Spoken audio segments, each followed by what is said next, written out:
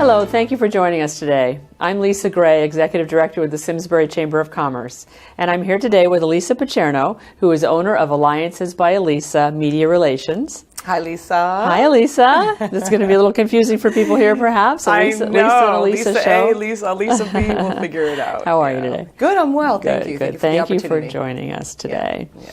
So, Alisa, you help your clients do marketing through the media. Yes. And we hear that word marketing tossed around a lot. So give us a definition of what you mean by marketing. So here's the misconception. A lot of times people equate marketing with sales, but no. Lisa, marketing is a system, and I emphasize system in a minute, I'll explain why, that leads to sales. And what I mean by system is it needs to be an ongoing process. So a lot of times clients will say, oh, I sent out a direct mail piece, I marketed. Right. No, you really didn't. You just sent out a direct mail piece, but you need to keep that marketing effort going. And again, the goal of marketing is to really entice and create a demand for your products or services so that your customers and your clients want to buy from you. Okay, got it. So marketing is that foundation, all those activities designed to tell your customer or client who you are, what you do, and why they need your product or service. Okay. And so you will help your clients, I imagine one of the first things that you do is help them put together a marketing plan. Absolutely, So what are some of the first steps in putting together a marketing plan? First step in creating a marketing plan, or any marketing effort for that matter, is defining who your target market is. That's my first question to clients and to businesses and company owners. Who are you trying to attract? Who is that ideal customer? And most of them know, but they haven't shaved down the layers to that target market point where it's really that core ideal person and those prospective buyers. And the reason why you want to narrow that down as low level as possible is because your marketing effort then becomes centered around that group of people, because they're your primary purchasers. So you want to know who they are, in all aspects of them, and you want to become the owner of that market. So defining who your target market is the first step in creating any type of marketing plan or larger marketing campaign. And I would imagine that's not necessarily an easy thing to do, because I can imagine you asking some clients, well, who are you trying to sell your product or service to? And they'll say, well, everyone. Exactly. So. Everyone. I'm like, well, since we can't hit all of them today, I'll say, let's narrow that down a little bit. And here's kind of my approach with that.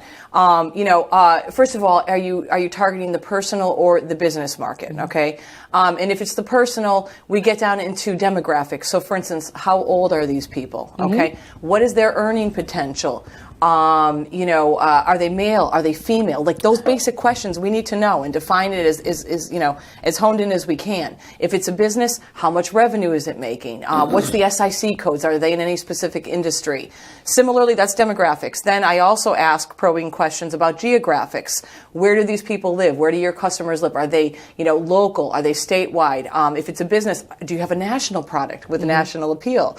And then also psychographics. That's very important. Psychographics are values, attitudes, and lifestyles. And it means what's important to your customer. So is it family? Is it eating healthy? Is it a culture?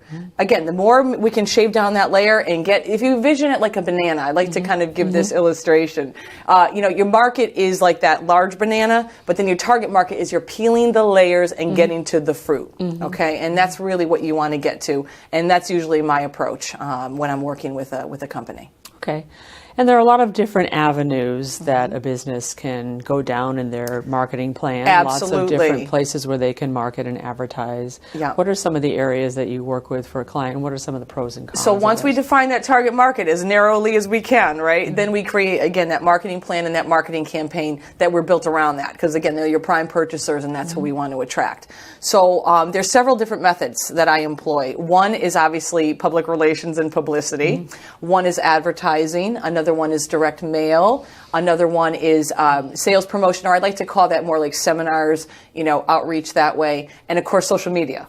So between those 5 elements, we create that promotional mix around which, again, we're rallying your target market. So starting with media then. Yeah. How do you work with your clients to help them market themselves through the media? So public relations is my favorite. And the reason it's my favorite is because publicity is essentially free advertising. So what this means is a PR pro, and this person could be in-house at a company, or it could be outsourced to a firm like mine. But what this PR pro is supposed to do is create stories about the particular business, and all businesses have many stories to tell, write it up in the form of a news release, so some compelling nugget, maybe a background, a history of how the company was started, or a new product or new service or something like that. build a news release campaign around it, write a news release, and send it out to thousands of media contacts. So again, with publicity, you're sending it out to thousands. So I'm talking TV, radio, newspapers, magazines, and online. And then again, what the whole hope is that a reporter will pick up that story and either interview that company owner or write a story about them, in which case it's no extra expense to the company owner, but yet their message is broadcast to thousands of impressions in a much wider audience. So that's what I love about publicity. And chances are, when you're watching the TV newscast at night, you're turning on the radios, you're zip-zapping to your various meetings in the course of the day, you're picking up the newspaper. What you're seeing, what you're hearing, what you're reading has been pitched by a PR pro similar to myself, or again, somebody in-house. So I think that's a fascinating statistic. So it is. And I know personally there have been many times when I've been watching the news, like you said, and I'll think, that made the news? Exactly. It's amazing some of the things that they'll actually pick up and put on there. Well, it's the behind the scenes. Again, reporters, editors, they're not omniscient. They're not all knowing. So they rely on PR pros like myself to feed them stories. And hence, that's how I work with businesses and feeding them stories. Yeah. Absolutely. Yeah, and so my point is you just never know what's going to get picked up. You never know what's going to be considered And it's the power of PR. And so here's the benefit of public relations and publicity, other than having that spray out to thousands of contacts, and members of your potential target market, right? The other benefit is, creating that aura that business has something going on. The editorial endorsement automatically elevates the image of the company, increases the brand awareness, and better predisposes that company for a sale amongst their target market, which of course leads to elevated profit levels, which every company owner likes and is So any tips for writing a news release that's more likely to get picked up? Again, all businesses have many stories to tell. Some examples are a business grand opening. Okay, something that you're involved in with the ribbon cuttings. That's always a good opportunity for a news release campaign. Maybe it's just a business expansion or a business buyout, perhaps. Another example might be if it's a medical or health-related client, following the national health calendars. Right now, October is National Down Syndrome Awareness Month. I have a client that creates a product for this particular market. So we have a news release currently out there right now, floating through October, about how this wonderful widget, if you will, is helping this particular population. So anytime I can tie into the larger health calendar, I love it. It's a win-win in the media.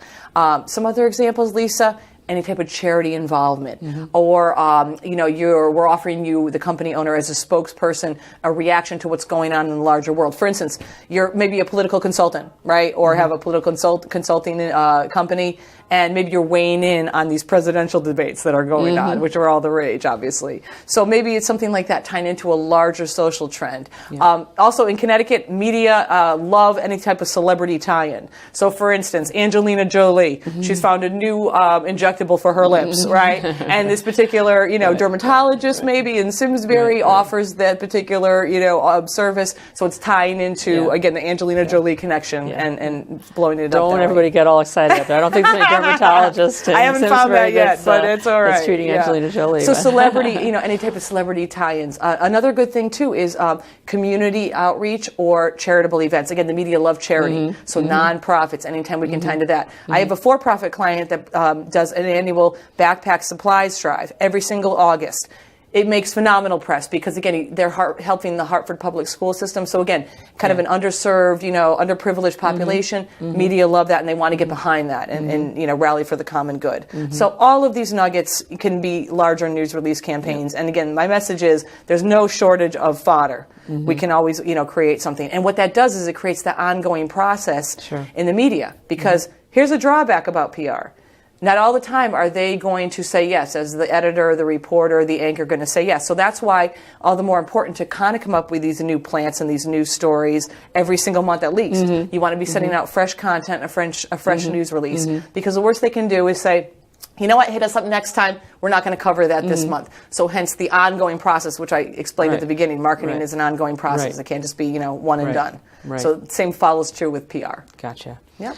So a very popular marketing avenue these days is social media. Yes. How important do you think social media marketing is? You know what? There's latest studies, Lisa. I'm telling you, most people get their first bit of news from a social media site. So, an Instagram, a Facebook, a LinkedIn, Twitter, the list goes on, right? They get their first bit of information from a social media site, but then they justify their purchase decision with traditional.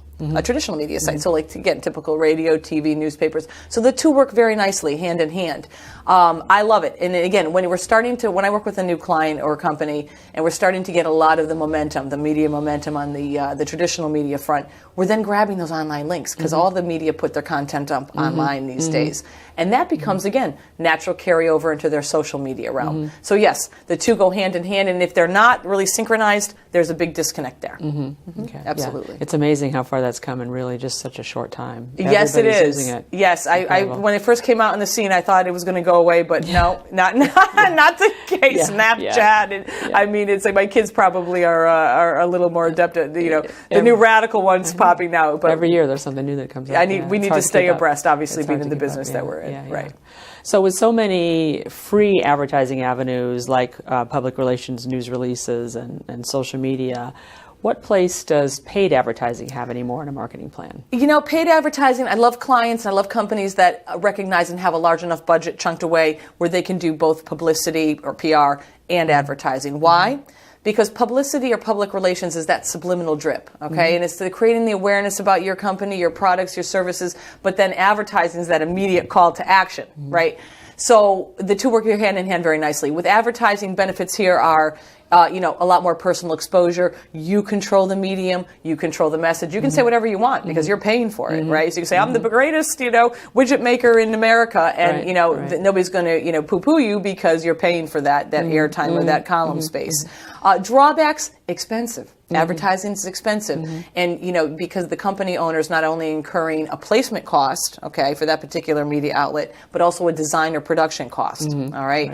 But again, if you can do it and have the budget large enough to do both, I love that. That's awesome. If not, I always say publicity PR is the way to go because you don't have to pick and choose and narrow down to only one or two outlets because of the cost. But again, we're spraying that message out to thousands of media outlets. That's right. And how about direct mail? Is that still an important component in a marketing plan low for a lot of cost, high companies? volume tactic. A lot of companies still love it, and it's tried and true. A good return on investment for that, Lisa, 1 to 3%. That's really good. That's good. So however many you're setting now, 1 to 3% is a good return. The drawbacks of it, think about it as, a consumer when you're going to your mailbox. If it's not visually appealing, if the graphics aren't popping, right? If there's no immediate compelling call to action with enticing you into, action through a premium, like a free book if you call in or that type of thing, you're going to toss it. Chances are you're going to toss it. You're not even going to see it. I know I fall victim to that myself. But so again, it serves its purpose in particular industries, and I do recommend it at times. A lot of these lists, list brokers is what I coach businesses through if they want to go the direct mail route. A lot of them do provide phone numbers, so again, increasing your chances of phone follow-up and making those prospects customers. So it does serve a purpose. Include coupons. People love coupons. Absolutely. And so remember to bring them to the site. That's my challenge, right? I cut them out, and then I don't. They don't migrate out of the house. But I understand. That's right. So there's a term in marketing called strategic community outreach. Yes. Tell us what that is. This is basically, so there are many groups operating everywhere. Obviously, the Simsbury Chamber of Commerce, exchange clubs, Rotary clubs, a bevy of, professional and civic organizations. So sometimes it makes sense for a company owner to really probe, explore, and secure speaking opportunities in front of members of the target markets, groups that really have rallied their target market. So for instance, you want to attract new moms. You have a new product or service that's designed for new mothers.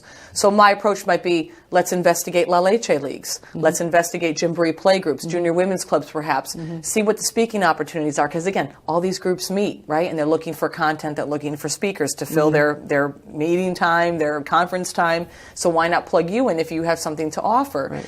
And then what that does, the benefit of that, strategic community outreach in the form of either seminars, speakers bureaus, or sponsorships of high-profile events, is it positions you as the expert in that market because you're the one at the podium. Right. And you have you're immediate elevated up here. You're elevated. Minds, Absolutely. Similar to what publicity does in the media. That's what you're doing, again, face to face. And again, another benefit of that is FaceTime. You have immediate access to this group of, potential target market people, right?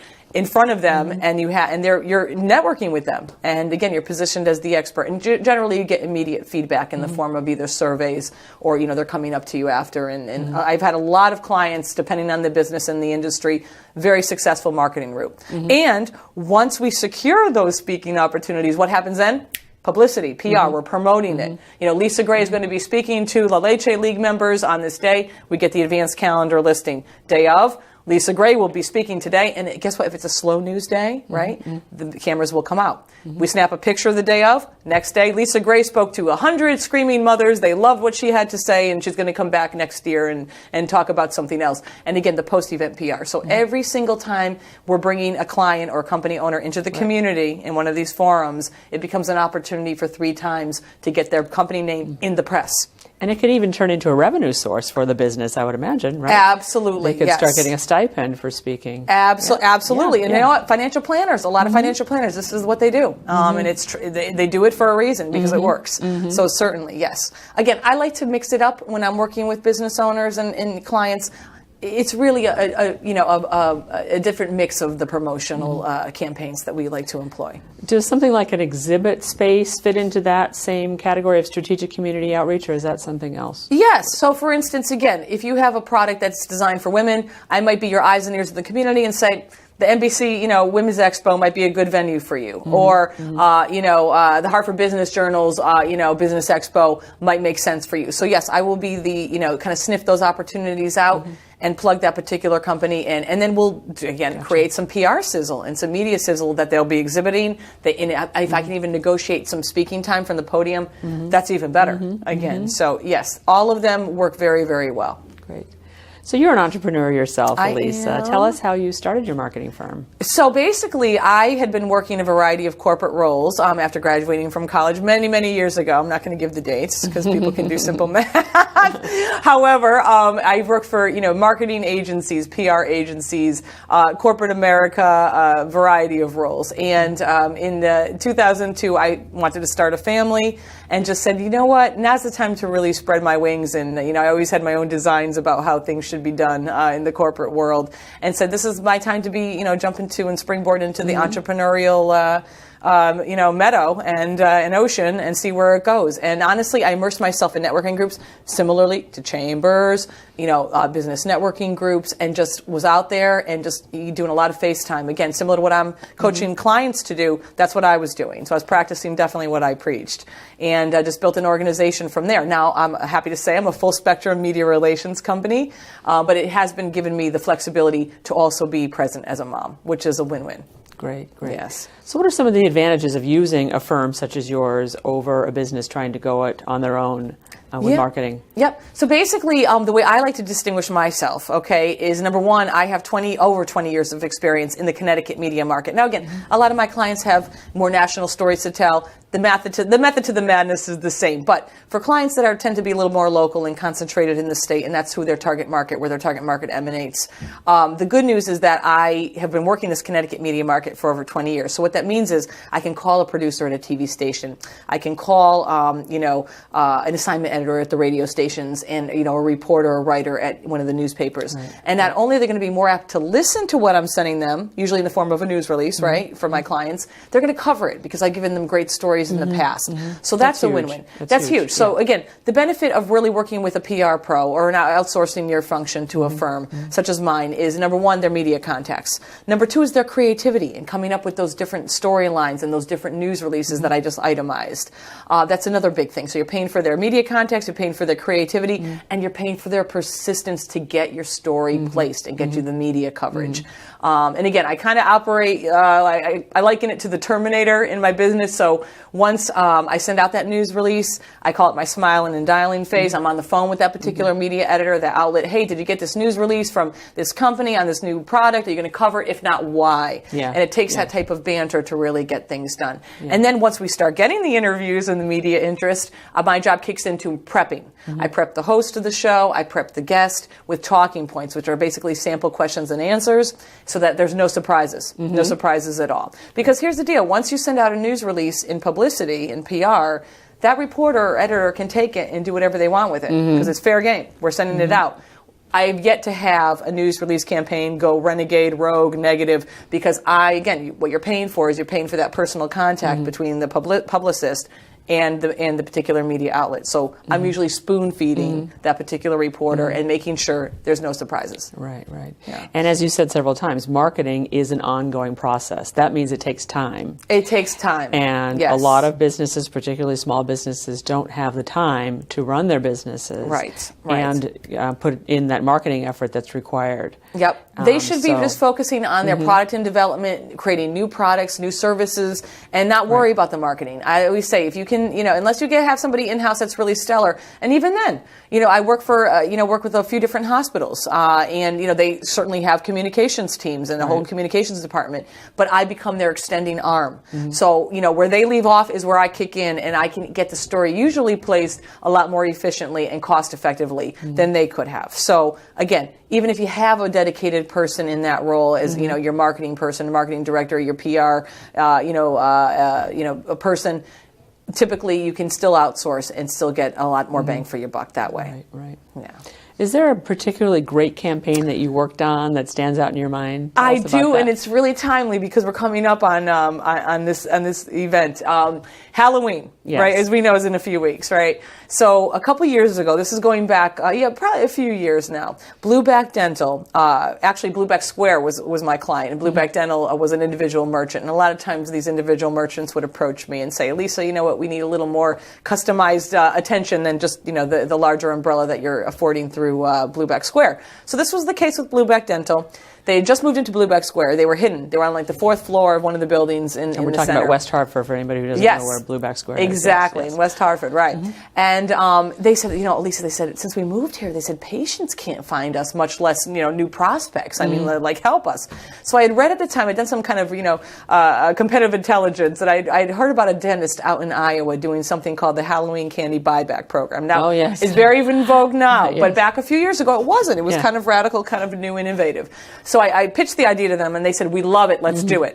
So my job was to promote the campaign, the fact that Blueback Dental, basically, the week after Halloween, kids could bring their excess candy to the Blueback Dental office, weigh it, and get $1, $3, $5 per pound, whatever. The first year they did it, it was $5 per pound, then they were running to the bank regularly, so they scaled it back the second year. But needless to say, it was a home run. And why was it a home run? Because it was a new program, it was an original program, and it was preserving kids' teeth. So I planted them everywhere. That week before Halloween, that particular year we did it, their inaugural year, the dentists were on all the major TV stations in the state. They were written about in, all the major dailies in their area, They were on radio. And as a result of all that advanced PR that I had, generated for them in the form of publicity, that Monday after Halloween, there was a line of kids, with their parents and their candy sacks, waiting to get up, on the fourth floor of that building to weigh it. What did the dentist do? I kid you not, there was a line.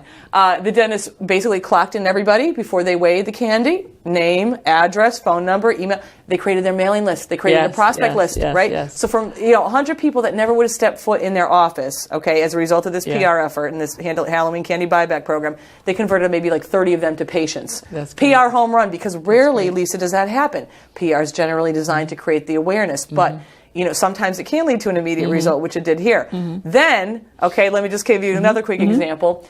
After we got through the collection, they collected the candy for a week. I get a call from the dentist on that Friday. Alisa, we now have the patients to see, thank you, but guess what? We've collected 600 pounds of candy, so we can't, we don't have the rooms. The exam rooms are filled with candy. They're like, please help us. I said, no problem, guys. Here's what we're going to do. We're going to donate the candies overseas to the troops. We're going to give some chocolates to a local food bank, and we're going to stage a PR opportunity around the candy donation. And that's exactly what happened. Wow. What did we do it? We did it on Veterans Day, because right after Halloween is Veterans Day. It was perfect. Wow. Perfect. So again, that is amazing. When you're working with a publicist or a PR pro, you really are, again, their creativity is what you really want to tap into, and their ability to work the pitches deeply. So that was a PR home run. Again, rarely does that happen, but it can. And that's, again, the power of And are they still promotion. doing that every year?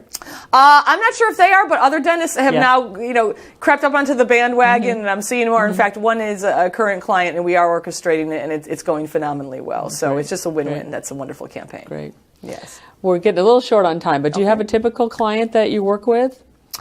You know what? No, I don't. And here's the reason. I believe that every business has many stories to tell, and every business needs its own publicist, because there's so many stories hidden within the wall. Sometimes business owners don't even know until they start working with somebody like a firm who puts a fresh insight and a fresh spin on it, and can tie into all those different things like the social calendar, the health calendar. But no, I work across all industries. I work with everybody from individual entrepreneurs on up to corporations and everything in between, small business, family business, companies.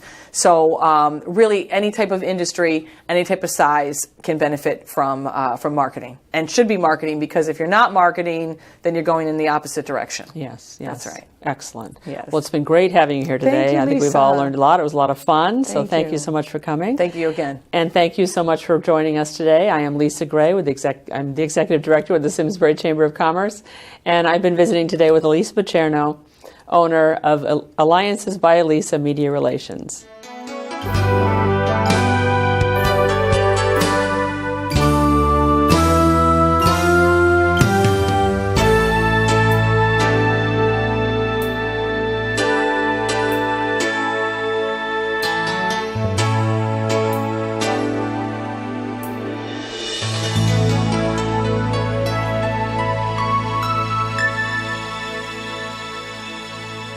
Funding for Simsbury Community Television is provided in part by contributions from viewers like you.